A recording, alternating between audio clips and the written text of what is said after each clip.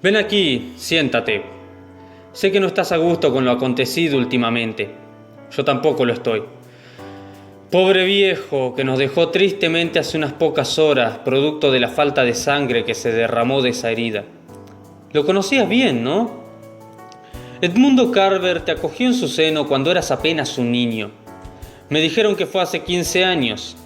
Si mis fuentes no mienten, tú tenías 6 en ese entonces. Según tengo enterado, tú te escapabas del orfanato a todas horas. Corrías por las calles en busca de algún sitio donde vivir. No fue nada agradable enterarte lo de tus padres, maldito accidente de auto. Pero sí fue agradable ese día que, corriendo, chocaste con él. Pensaste que se enfurecería, pero no. El hombre se tomó muy a gusto el percance y, cuando vio a los empleados del orfanato, no pudo menos que sentir lástima por ti. Ya no te pongas mal, él iba a morir tarde o temprano.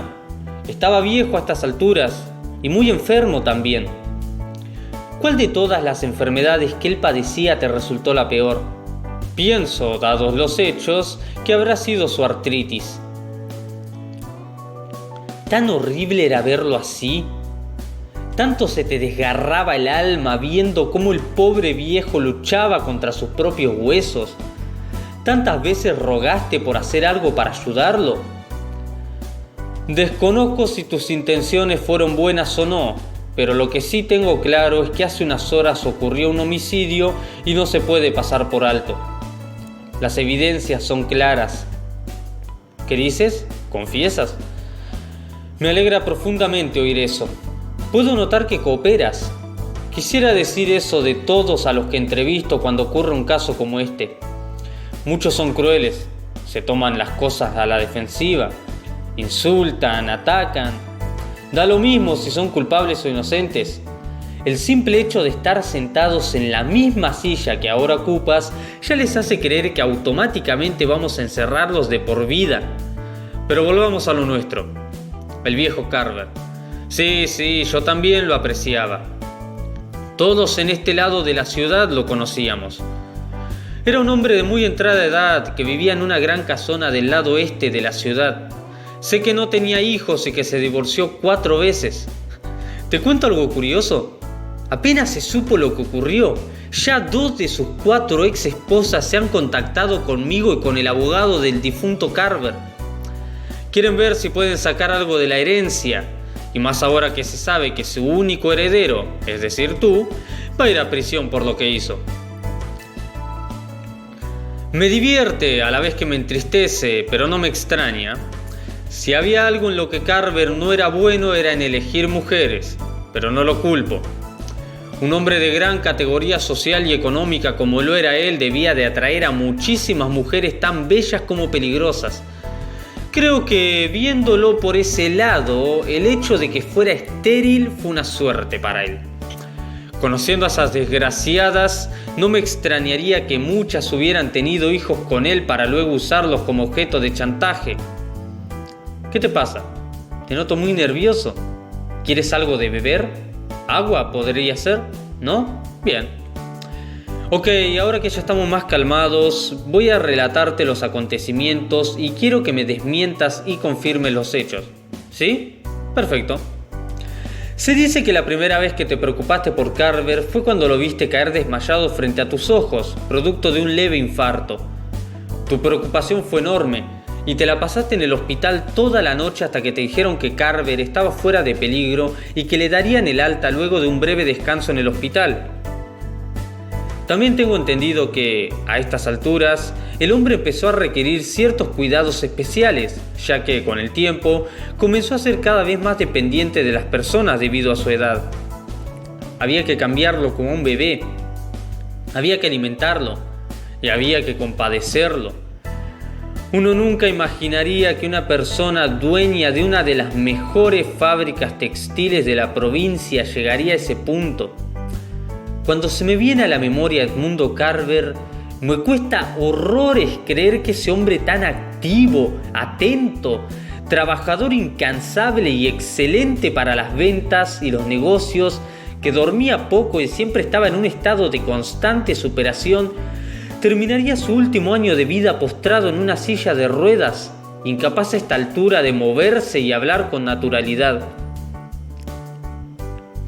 Tengo entendido que el segundo infarto fue tal que ya no pudo recuperarse del todo. Pero lo peor, supongo yo, dados los hechos acontecidos hace unas horas, sin mencionar, claro, los acontecidos antes de eso, fue notar que ya ni moverse con naturalidad podía. Sus manos se habían vuelto lentas y estúpidas. Todo lo que él tomaba se le caía, producto de los temblores y de la imposibilidad de mover libremente los dedos. Por eso, luego de pensarlo, tomaste esa medida extrema. No sé cuánto tiempo estuviste planeándolo, pero sí sé que la primera persona a la que atacaste y le amputaste las manos fue hace casi un año. Serán 12 meses la próxima semana. Sé que lo seguiste durante una noche. Javier González, de 34 años, trabajaba en una pequeña mueblería y su aspecto enorme y fornido debe haber sido lo que te impulsó a hacerlo. Esas manos se veían tan grandes y fuertes. Seguro pensaste que serían perfectas para Carver, ya que las suyas estaban ahora inservibles. ¿Qué dices?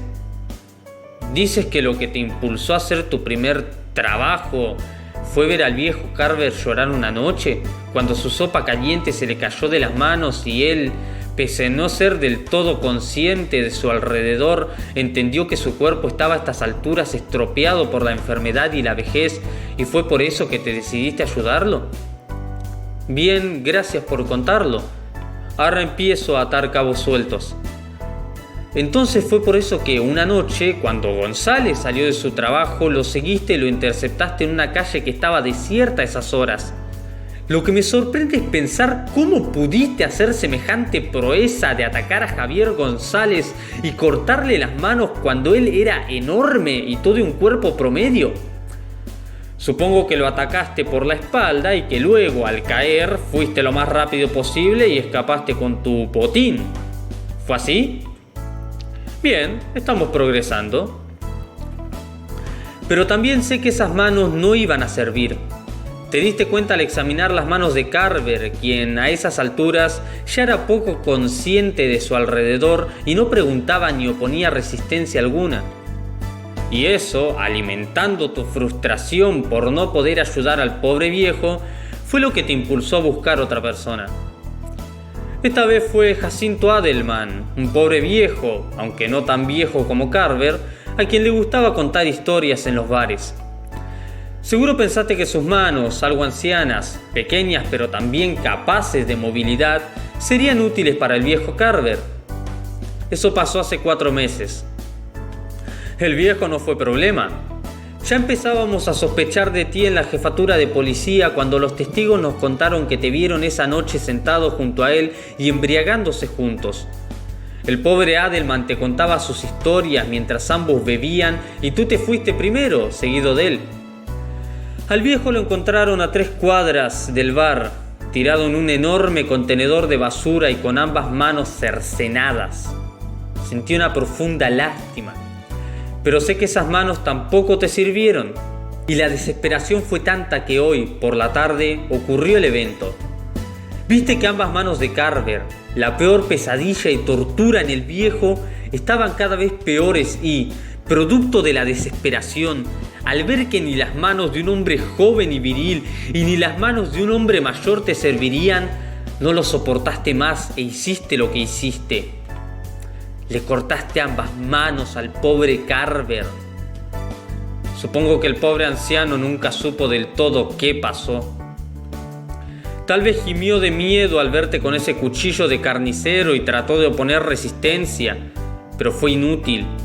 Lo hiciste. Le cortaste ambas manos y el viejo, entre el shock y la vejez, no pudo siquiera gritar. Pero quien gritó fue la mucama, cuando justo abrió la puerta para preguntar si ya podía comenzar con la limpieza de la recámara de Carver y que, al ver la escena, huyó despavorida y gritando en busca de ayuda. Trataste de ser rápido con lo que te disponías a hacer. Primero intentaste ver si, por casualidad, las manos de los 2 hombres que atacaste servían, pero ninguna fue útil para tu proeza.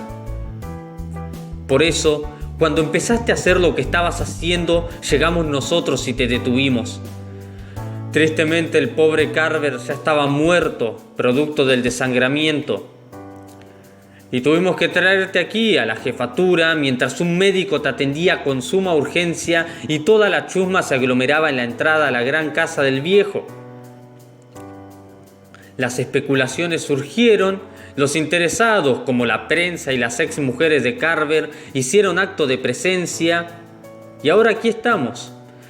Te quiero dar las gracias por haber colaborado y también por haber confirmado toda la historia mientras te la contaba, asintiendo con la cabeza o interrumpiéndome para decir que, efectivamente, así habían pasado las cosas. Llévenselo, muchachos. Ah, hola, jefe. No, el tipo no es malo, de eso no tengo dudas. ¿Loco? Sí, definitivamente, loco y desesperado. No creo que vaya a la cárcel, pero sí a un buen manicomio. Se mostró muy cordial y despierto mientras lo interrogaba. A diferencia mía, sinceramente, yo no estaba enteramente concentrado mientras hacía el interrogatorio. Mientras lo interrogaba, jefe, no podía evitar pensar hasta qué punto es capaz de llevarnos la desesperación. Y créame si le digo que no podía evitar pensar en lo que debió haber visto esa pobre mucama. Los dos pares de manos, las de González y Adelman, tiradas en el piso, producto de arrojarlas por pura frustración. Al viejo Carver con las manos amputadas, desangrándose a chorros. Y lo que estaba haciendo este pobre loco y desesperado justo cuando llegamos nosotros. Créame si le digo, jefe, que en el interrogatorio no podía estar del todo atento. Le juro que no puedo creer hasta dónde es capaz de llevar la desesperación a la gente. Me la pasaba mirando el brazo izquierdo de ese hombre. Más precisamente al reciente muñón que ese tipo se había hecho.